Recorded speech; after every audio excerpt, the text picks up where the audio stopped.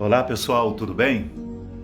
Que Deus abençoe a todos e mais uma vez nós estamos aqui para poder gravarmos mais um vídeo.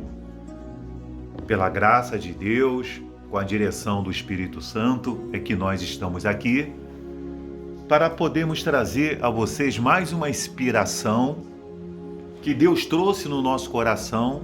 Eu estava aqui organizando algumas coisas aqui em casa, estava aqui fazendo alguns afazeres e desde ontem, essa semana, eu tenho pedido a Deus um direcionamento para que eu possa fazer aqui, trazer algum tipo de pauta, trazer algum tipo de mensagem para compartilhar com os irmãos. Eu já disse que se Deus não falar no meu coração, eu não tiver nenhum tipo de inspiração, eu não vou vir aqui para falar por falar. Falar porque eu tenho que subir material, falar porque eu tenho que colocar aí alguma mensagem. Eu só vou trazer aqui alguma mensagem quando o Espírito Santo falar no meu coração. E eu estava sem pauta, realmente. Ontem de noite eu fui dormir pensando alguma coisa, forçando até a mente para poder buscar alguma coisa, nada. E agora aqui no momento aqui de eu estar organizando aqui algumas coisas aqui em casa, me veio uma inspiração de Deus e eu gostaria de compartilhar com os irmãos.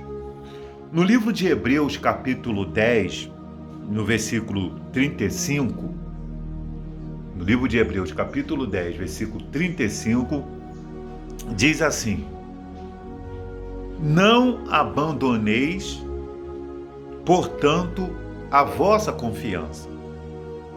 Ela tem grande galardão. Com efeito, tendes necessidade de perseverança, para que, havendo feito a vontade de Deus, alcanceis a promessa. Porque ainda dentro de pouco tempo, aquele que vem virá e não tardará. Todavia, o meu justo viverá pela fé. Se retroceder, nele não se compraz a minha alma. Nós, porém, não somos do que retrocede para a perdição. Somos, entretanto, da fé para a conservação da alma. Então, aqui no capítulo 10, do versículo 35 até o 39, o versículo 35 começa dizendo: Não abandoneis, portanto, a vossa confiança. E o versículo 39 diz: Entretanto, da fé para a conservação da alma. Quando nós falamos da conservação da nossa alma, nós estamos falando de quê, pessoal? Do que a Bíblia está falando quando fala assim, conservar a minha alma?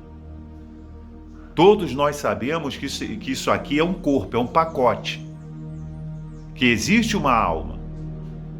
E o que vai dar continuidade após a morte é essa alma. É essa alma que vai dar continuidade. Porque esse corpo aqui, esse pacote, essa carne aqui, vai entrar em estado de decomposição. Vai virar um esqueleto. Alguns viram cinzas. E alguns nem achados foram devido às tragédias que o levaram à morte. Porém, existe uma alma.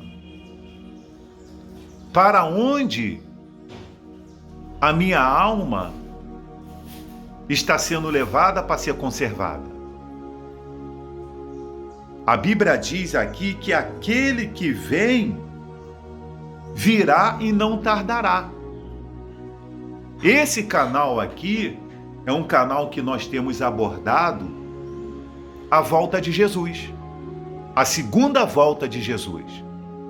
Ele teve a primeira, que nasceu de uma virgem, que depois não ficou mais virgem, teve filhos por causa do contato com seu marido. Jesus foi introduzido nela pelo Espírito Santo, né?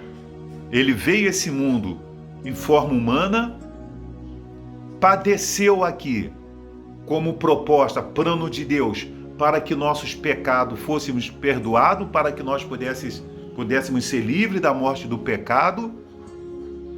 Ensinou a sua palavra, que nós encontramos dentro dos evangelhos de Mateus até João, do livro de Atos para frente. Nós vemos ali o início da Igreja de Cristo, as configurações, os ensinamentos dos apóstolos, configurando, né, ali nascendo a Igreja de Cristo, onde as pessoas se reuniam para poder glorificar Deus e saírem para evangelizar.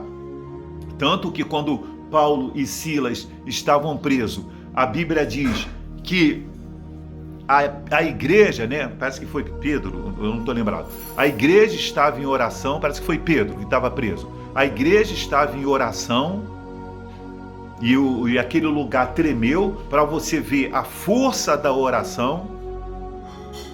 Então, o Senhor Jesus veio, morreu, ressuscitou, teve a sua ascensão, subiu de volta para o céu, para o seu natural, e ele prometeu que ele voltaria. Ele disse assim, ó, do mesmo modo que vocês estão me vendo subir, vocês me verão descer. As pessoas têm que se deixar serem dirigidas pelo Espírito Santo.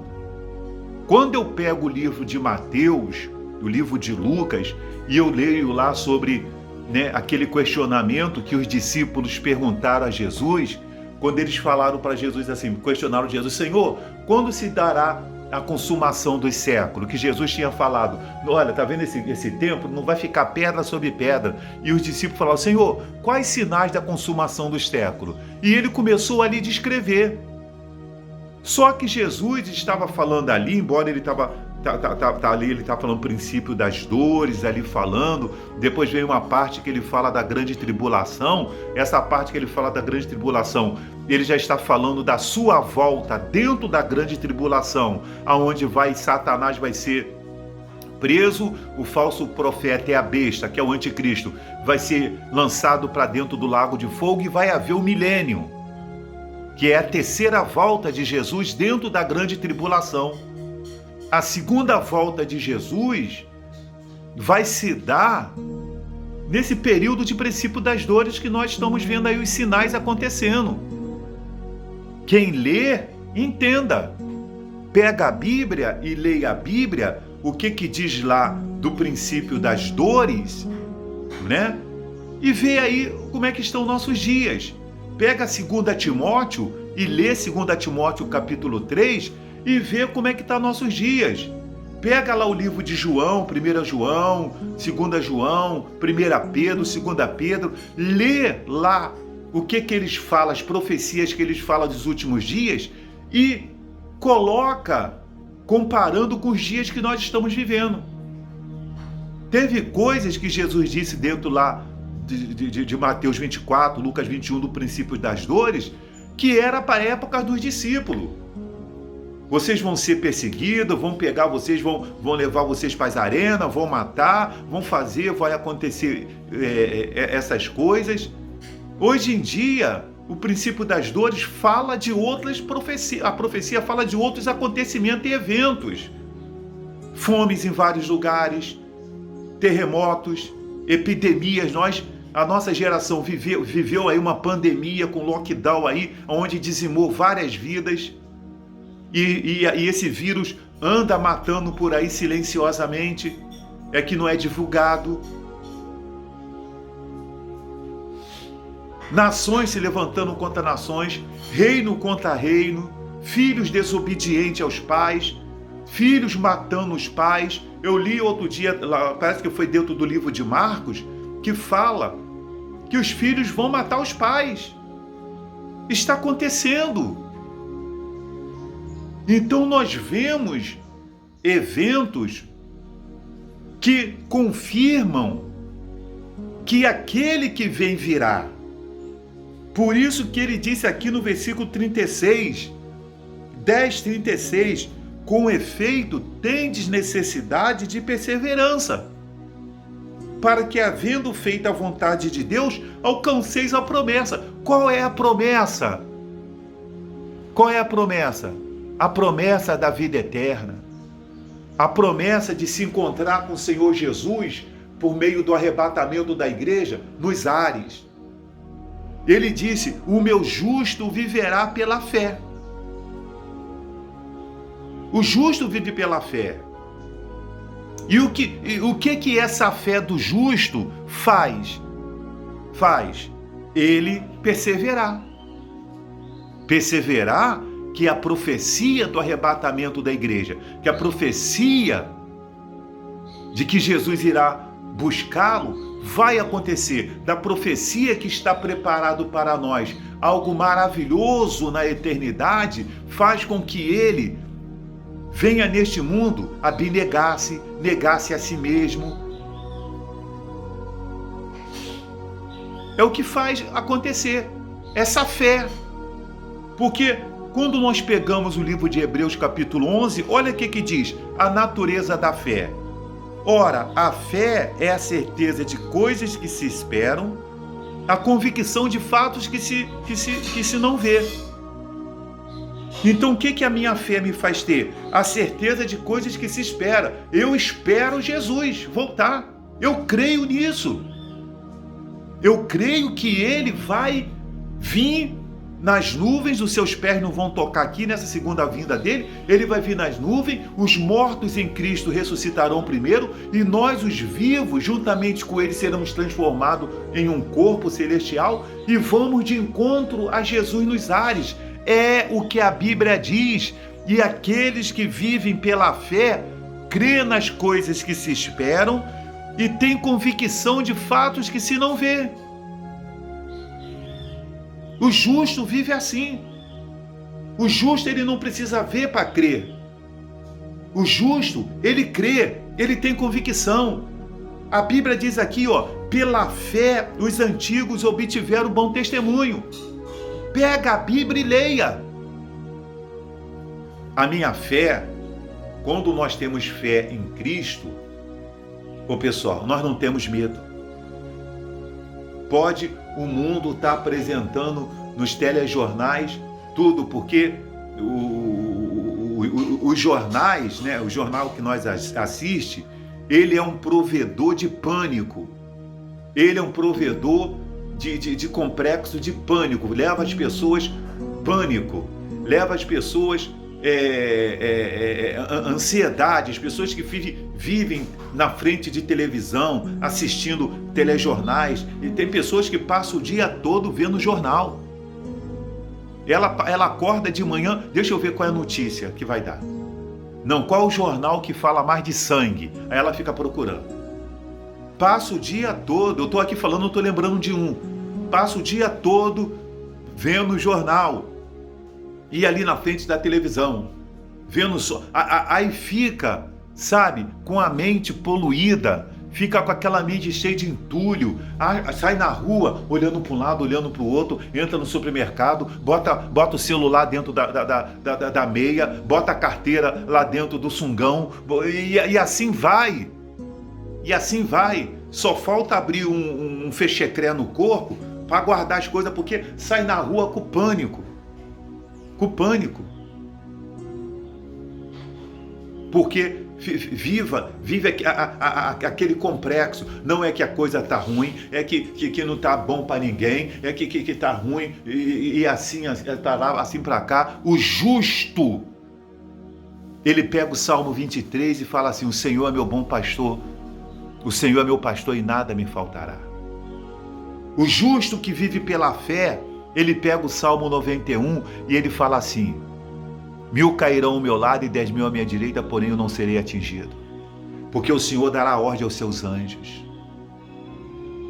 O justo pega a palavra de Deus e ele diz assim, que o Senhor Deus em Cristo Jesus, há de suprir todas as minhas necessidades. Ele crer. A Bíblia diz aqui, pela fé entendemos que foi o universo formado pela palavra de Deus, de maneira que o visível vê existir das coisas que não aparecem.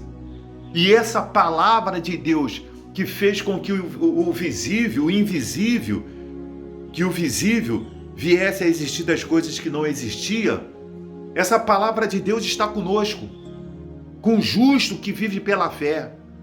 Por isso que quando nós usamos a nossa fé, usamos a nossa decisão, nós usamos a nossa determinação e plantamos o nosso joelho no chão e começamos a orar, a falar com Deus, a palavra dele, as coisas que não aparecem no mundo, que não estão aparecendo para aqueles que não são de Deus, aparece para o justo que vive pela fé.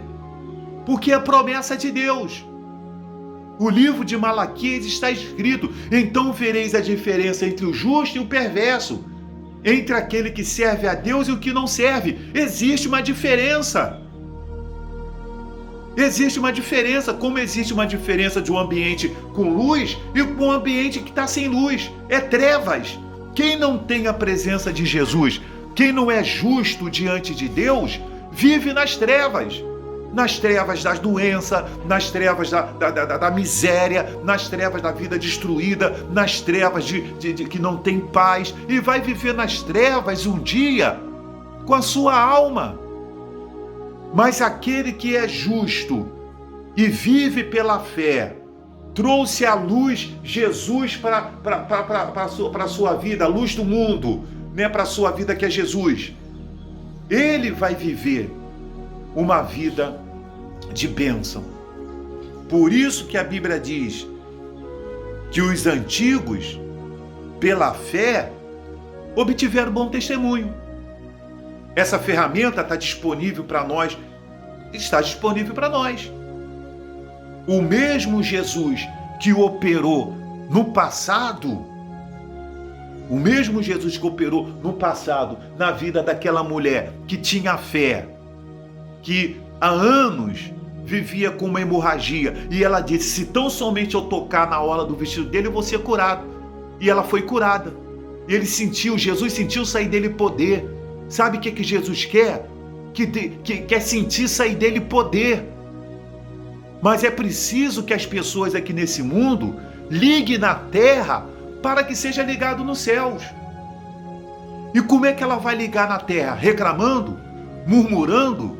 Duvidando? Sem oração? Vai orar, meu irmão.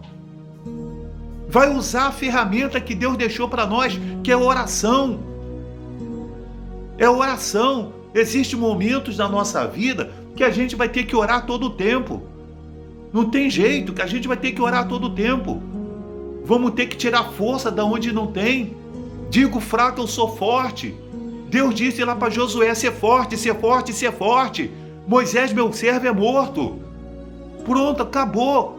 O nosso inimigo já foi vencido. Nós não lutamos contra alguém que vai vencer. Nós estamos lutando contra alguém que já foi vencido por aquele que diz que por ele nós somos mais do que vencedores. Por meio de Jesus Cristo, nós somos mais do que vencedores. Então eu não posso dizer assim que eu não vou conseguir. Eu não vou conseguir parar de beber, eu não vou conseguir parar de fumar, eu não vou conseguir sair dessas drogas, eu não vou conseguir sair dessa vida de prostituição, eu não vou conseguir sair dessa vida de vício, eu não vou conseguir arrumar o trabalho, eu não vou conseguir me curar. Você vai conseguir se você viver pela fé, porque a fé é salvadora. A fé traz à existência as coisas que não existem. Meu irmão e minha irmã, a sua vitória Deus deixou nas suas mãos. E as ferramentas você tem. Uma delas eu estou aqui segurando, que é a palavra de Deus. E essa mensagem foi extraída da palavra de Deus. Não abandoneis, portanto, a vossa confiança, porque ela tem grande galardão. Saiba de uma coisa: o arrebatamento da igreja vai acontecer e este mundo vai ter um fim. Que Deus abençoe a todos e até o próximo vídeo.